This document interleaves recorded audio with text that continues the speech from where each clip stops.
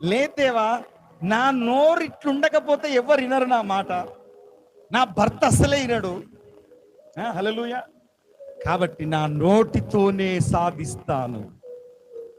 నా భర్తను సాధిస్తాను, నా ఇరుగు పొరుగు వారిని సాధిస్తాను నా నోటితోని. దేవుడు అంటున్నాడు, పట్టుకొని అట్లనే ఉండు. నువ్వు ఎన్ని రోజులు ఉంటావో అట్లనే ఉండు, కానీ నేను మాత్రం ఏమి ఇవ్వలేను. అందుకని ఆశీర్వాదాలు ఆలస్యమవుతున్నాయి. చాలాసార్లు క్రైస్తవులు ఏం చేస్తున్నారంటే వాళ్ళను మార్చుకోరు, దేవుడు కార్యం చేయాలని ఆశపడతా ఉంటారు. ఎవరైతే మార్పు చెందుతారో, ఎవరైతే తమ జీవితాలను మార్చుకుంటారో ఆశీర్వాదాలు ప్రారంభమవుతాయి. చెప్పండి, మీ రెండు చేతులు ఎత్తి చెప్పండి, యేసయ్యా నన్ను మీ